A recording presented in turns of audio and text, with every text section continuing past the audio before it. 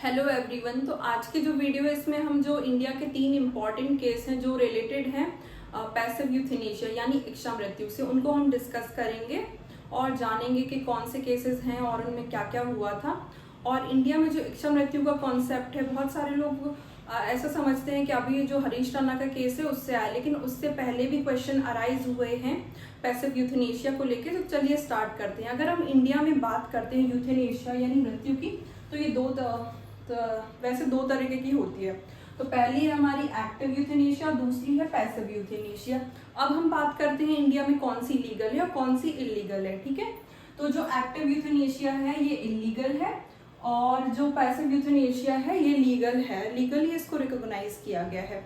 अब active euthanasia में क्या होता है? एक्टिव यूथेनेशिया में होता ये है, जैसे कोई नॉर्मल इंसान है, हम उसको एक इंजेक्शन दे देते हैं जहरीला और फिर उसकी डेथ हो जाती है, तो वो चीज़ें हमारी आ जाएंगी एक्टिव यूथेनेशिया के एग्जाम्पल के अंदर। अब पैसिव यूथेनेशिया में हम बात करते हैं पैसिव यूथेनेशिया कैसे होती है। अब जैसे कोई इंसान है, कोई ऐसा इंसान है जो काफ़ी टाइम से ऑक्सीजन की वजह से या लाइफ सपोर्ट की वजह से जिंदा है और ना वो कुछ बोलता है, बस बेड पे पड़ा है, और लाइफ सपोर्ट अगर उसका हटा दिया जाए और तो वो कहलाएगी हमारी पैसिव यूथेनेशिया।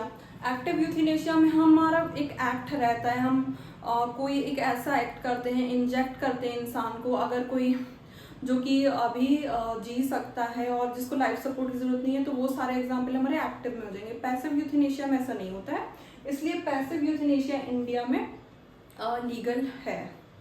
और इसके बाद हम बात करते हैं इंडिया के जो 3 इम्पॉर्टेंट केस हैं जो बहुत ज़्यादा इम्पॉर्टेंट है पैसिव यूथेनेशिया को लेके। पहला जो हमारा केस है वो अरुणा शानबाग 2011।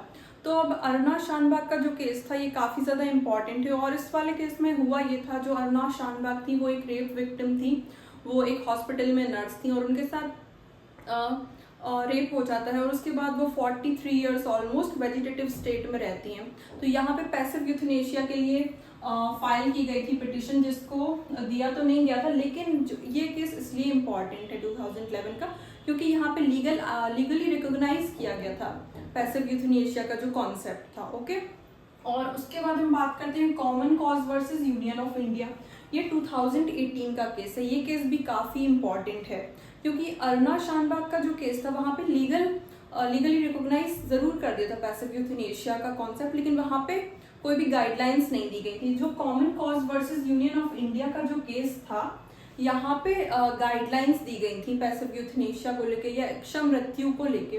तो कौन सी ऐसी गाइडलाइंस होंगी जो हमको फॉलो करनी होंगी जब हम इच्छा मृत्यु दे रहे हैं किसी इंसान को, तो वो सारी चीज़ें इस केस में बताई